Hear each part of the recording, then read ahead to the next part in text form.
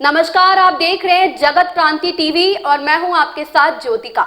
आइए रुक करते हैं खबर की ओर। भाजपा के वरिष्ठ नेता एवं हरियाणा के पूर्व वित्त मंत्री कैप्टन अभिमन्यु हरियाणा बजट पर चर्चा करने पहुंचे। उन्होंने मनोहर लाल द्वारा पेश किए गए बजट की भरपूर प्रशंसा की। साथ ही कैप्टन ने कहा कि बिजली विभाग पर 35,000 करोड़ रुपए का कर्जा छोड़कर गए थे, उसका भुगतान किया है।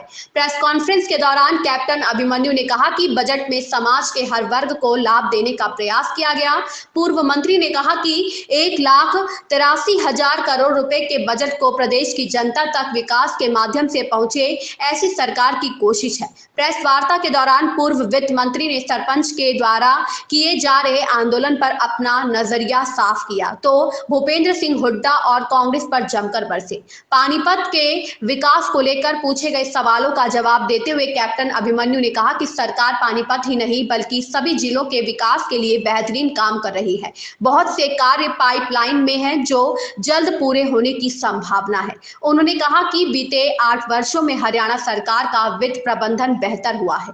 अभिमन्यु ने विपक्षी नेताओं पर सूट और स्कूट की राजनीति करने का आरोप लगाया। उन्होंने कहा कि पूर्व की सरकारों द्वारा जो महंगे लोन लिए गए थे उसकी वजह से प्रदेश को नुकसान उठाना पड़ा है। पानीपत से अजय राजपूत की रिपोर्ट। के बीच में ताकि पुलिस वाले को उकसाया जा सके और फिर हमारे को लड़ता नहीं, ये उचित नहीं है। बहुत सारे सरपंच तो भारतीय जनता पार्टी के ही हैं, भारतीय जनता पार्टी के संबंध है। और आप जानते हैं जितने जिला परिषद चेयरमैन हैं, जितने ब्लॉक समिति चेयरमैन हैं, बहुत बड़ा व्यापक स्तर पे जो जनप्रतिनिधि हैं वो आज हरियाणा प्रदेश के ग्रामीण क्षेत्र में 80% से ज़्यादा वो भाजपा समर्थित है। तो ऐसे में सरपंच भी भाजपा समर्थित हैं। तो क्या ये कहना कि वो जिस पार्टी के लोग चुन करके नहीं आ पाए, वो जो पिछले 8 साल में कोई राजनीतिक मुद्दा वो नहीं बना पाए, वो दूसरों के मुद्दों की सवारी करने की ही राजनीति महज करते रहे। कभी वो आरक्षण आंदोलन के ऊपर सवारी करने की कोशिश की, कभी किसान आंदोलन के ऊपर सवारी करने की कोशिश की, अपना कोई राजनीतिक मुद्दा नहीं खड़ा कर पाए। पूरे देश में केरल से लेकर कश्मीर तक घूम गए, उनको किसी मुद्दे पर समर्थन नहीं मिला। तो वो इस प्रकार की शरारतें जरूर करते हैं, परंतु हमारी बात सही है कि सरपंच हमारे जनप्रतिनिधि हैं। सरपंच हमारे लोकतंत्र की सरकार की तीसरे जो स्तर है, third tier of the government के बहुत महत्वपूर्ण मुखिया हैं।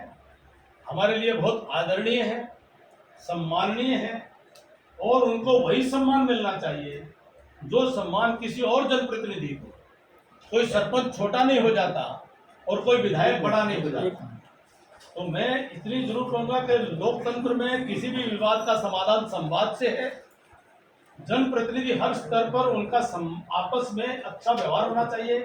अपेक्षा की जाती है कि वो आपस में सद्व्यवहार से, सामंजस्य से, सौहार्दपूर्ण तरीके से किसी भी विषय का समाधान निकालें।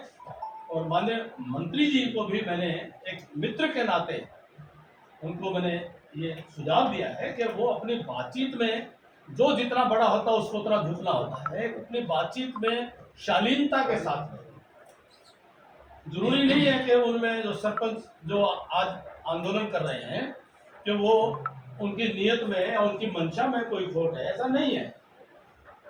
कुछ लोगों को अपने गांव की परिस्थिति के अनुसार वास्तव में लगता है कि उनके गांव के विकास के अंदर उनको अतिरिक्त राशि का अधिकार होना चाहिए। तो मेरा यह मानना है जनप्रतिनिधियों पर विश्वास होना चाहिए। जनप्रतिनिधि जवाबदेह व्यवस्था है लोकतांत्रिक प्रणाली में और इसका कोई समाधान माननीय मंत्री जी और सरपंच संगठन मिलकर के इसका कोई समाधान निकालेंगे, ऐसा मेरा सुझाव है। कैप्टन साहब, Sachin Sindhwani, public Asia newspaper. आपने ये कहा कि हुड्डा साहब ने गलती मानी सदन में कि हमने गलती करी ओपीएस को करके, तो क्या उनकी गलतियों को बीजेपी की सरकार अब जो है वो क्या सुधारने का काम करेगी, ओपीएस को लागू करेगी या एनपीएस में चलेगी? देखिए, मैंने एक पक्ष का उसको आपने मेरी बात को ध्यान से सुन लिया, उसके अंदर जोड़ के आप भी दोहरा दीजिएगा उनको जब आएंगे कि आप माफी कब मांग रहे हैं। मैंने उनसे जब तो लोकतंत्र में अपने और सामान्य व्यवहार में प्रायश्चित जो है बहुत महत्वपूर्ण है। अपने और कभी भी गलती मानना प्रायश्चित के बिना अधूरा होता है, तो उनसे तो आप जरूर कर दीजिएगा। बाकी अब जो विषय सामने आएंगे हमारे, और कल मोदी जी ने बड़ी अच्छी बात कही कि भाजपा की विजय यात्रा के 3 त्रिवेणी है।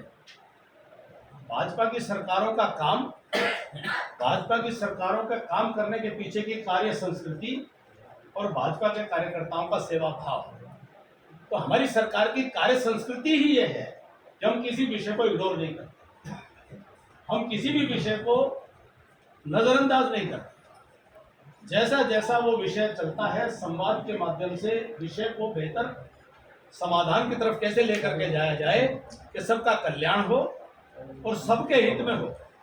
कैप्टन साहब एक मिनट, कैप्टन साहब परिचय के साथ अजय राजपूत, इंडिया न्यूज। परिचय हो जाए इतना बढ़िया साहब।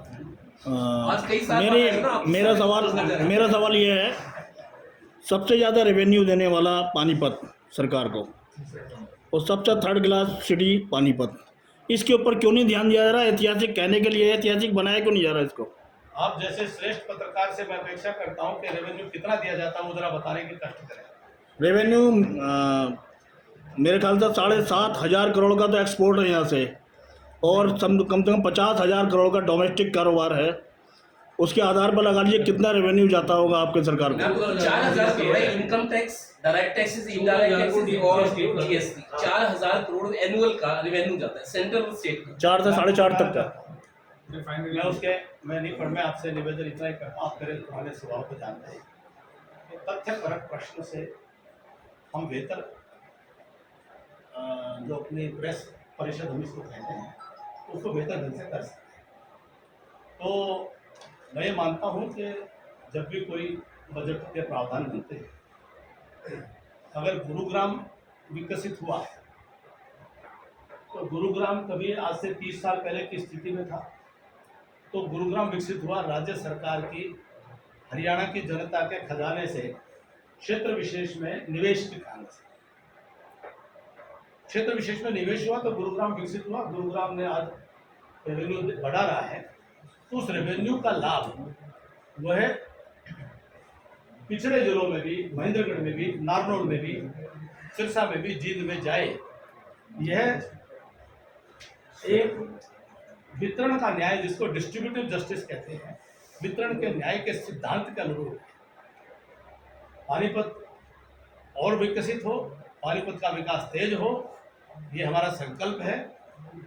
तो इसको उसको उस तरह से जोड़ करके कि हमने जो दिया वो हमें मिले, तो उसके पीछे का बहुत बड़ा त्याग होता है। इस खबर में इतना ही। मिलते हैं दूसरी खबर में जगत क्रांति टीवी के साथ।